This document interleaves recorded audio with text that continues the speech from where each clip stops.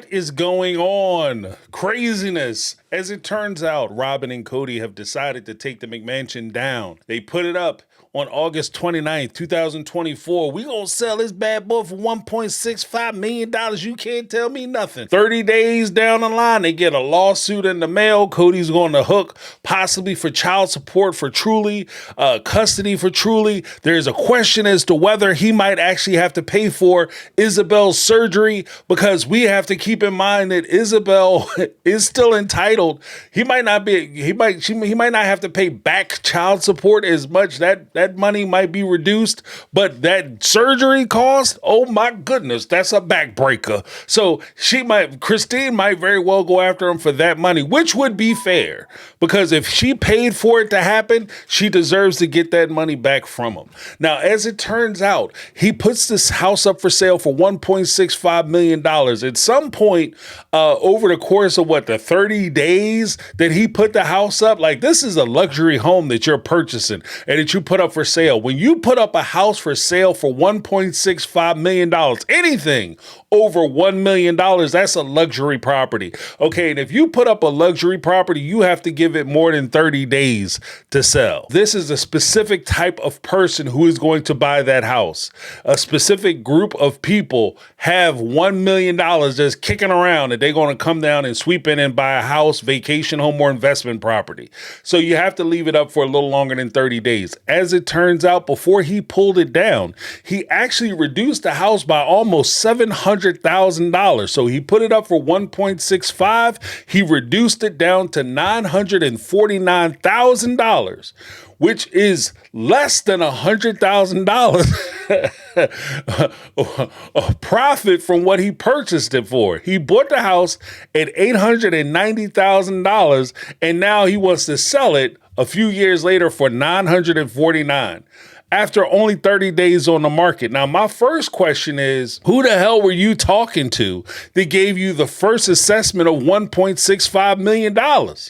Because if somebody said, yeah, this house is probably worth about 1.7, and if it was in good repair, you probably could get about $2 million easy. That's what a real estate agent does. They give you the market value of your home.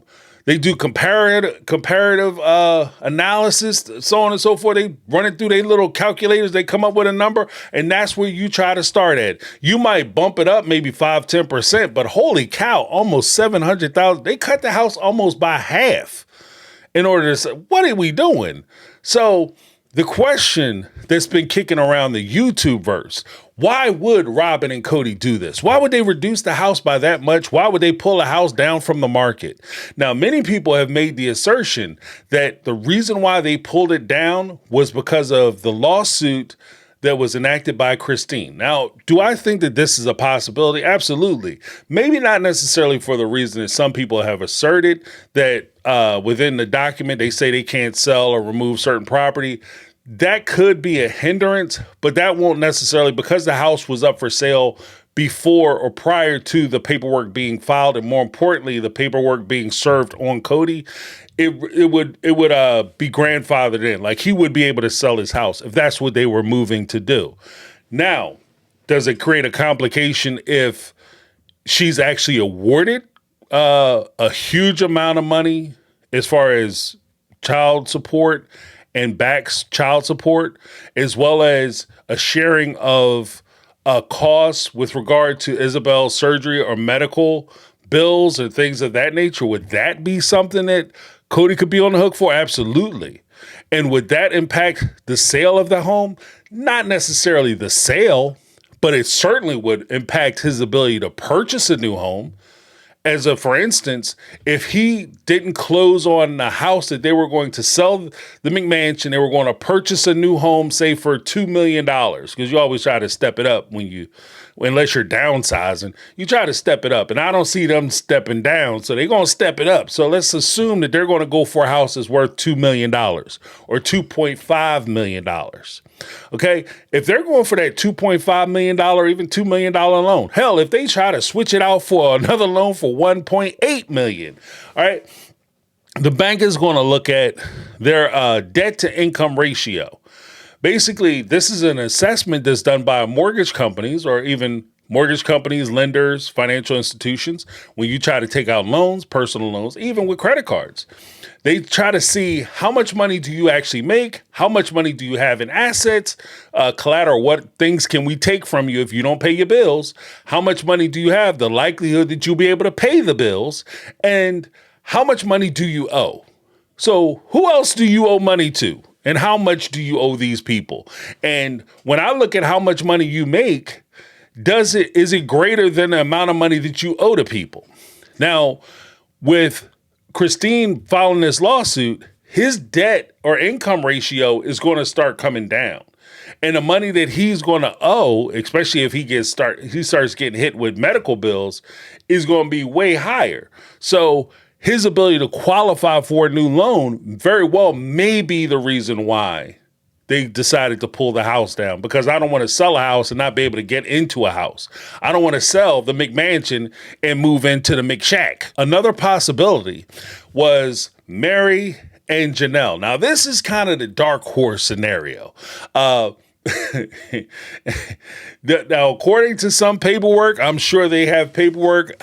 I've always assumed, maybe wrongly so, this is why you can't put a whole lot into what we say online, because I'm going to say, for me, I'm piecing this together based on my knowledge, my information, and things I'm able to glean from certain documents I may read or certain things that are being said on the show. So I'm trying to piece this together. Now, what does that mean? What that means is sometimes my assessment could be wrong because I'm making certain assumptions that may not bear fruit. One of the assumptions I made was that if they're going to take money from Janelle and Mary from the sale of their homes, and they're going to apply those funds towards the down payment and purchase of the McMansion, it was my assumption that Kody and Robyn were smart enough to have Janelle and Mary sign off, essentially saying that the money that they provided them was a gift. Now, if you give me a gift, I don't have to repay a gift. You don't have any say in what I do with gift money. And if I take the gift that you give me and I decide I want to sell it or rent it out or put loans against it and use it for collateral to get future loans, there's nothing you can do about it.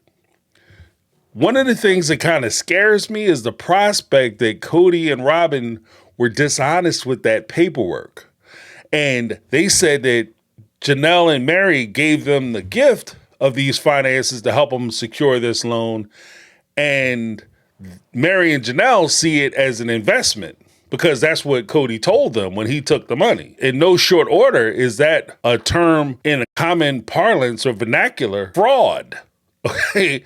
People go to jail for fraud. And the reason why I assumed that they weren't on TV committing fraud is because they're on TV committing fraud. Who goes on TV and commits crime? But at the same time, we watch people do it on reality shows. The Chrisleys, the Judices from Real Housewives of Jersey. There's been tons of people who go to jail because of stuff that they say. There was the one young lady who was doing, had an illegal enterprise, one of the other Real Housewife people. So there's a bunch of people that's on here doing a whole bunch of shifty, shady stuff and then wind up in prison. You know what I mean? They name being transferred to numbers. You know, king of numbers. Like there's easier ways for you to get fitness programs and go on a diet program to lose some weight, get buffed up and cut up than to go to prison. I'm just saying. But that's what my assumption was. And hopefully I'm not wrong. And hopefully this is something that they did do, because if they didn't, they are less screwed. Because if they've been saying on the show that Robyn's house, the McMansion, Kody and Robyn's house, really Kody's house, but Robyn and Kody's house, the McMansion, was an investment property for the family. Now, if it's an investment property for the family and you're using family funds, and those family funds are basically Mary and Janelle's house money, then they are investors, meaning their name should appear on the documents like Janelle said. Their name should appear on the documents. But if their name doesn't appear on the documents, but they have financial interest in that property, this could be disastrous for everybody. When you do things the wrong way, You get used to doing things the wrong way because maybe it doesn't blow up in your face the first time you did it the wrong way. And part of the reason it doesn't blow up in your face the first time you did it the wrong way is because a lot of times it's not a big deal until it's a big deal. With this type of tomfoolery and financial fuckery, you have a situation where Kody and Robyn may have done this, and they took money from Christine, from Janelle, and even from Mary, and possibly even from Christine. When Christine sold her house and gave back the family money so that she could actually return the money that the family lent her to put the down payment on her house in Arizona, and said it was like, I'm returning the family money. They could have took that money too and put it on the McMansion or put it on Kody Pass, which would mean that it's an investment. And if you're going to do all that, it doesn't really matter if everything works out. You maintain those relationships, everybody keeps their mouth shut. But if you start screwing people over and pissing people off, and they go back and they start talking and they start filing paperwork and they start swearing out affidavits and they start taking you to court, you can get prosecuted. It'll be a big deal. This is a big deal. Okay, so I don't want to play it down too much, but this is a big deal. Like I'm, you know, for Kody's sake and for the sake of his kids and stuff, I'm hoping I'm wrong, but it looks bad, bro. The funny thing is that in my mind, if Kody wanted to try to fix this situation, like clearly his relationships with Mary and Janelle are fractured. Part of the reason why his relationships with Mary and Janelle are fractured, Mary because of the way he treated Mary and the way and their disagreements and how they treated each other and how they viewed each other. They no longer have that same level of compassion for one another.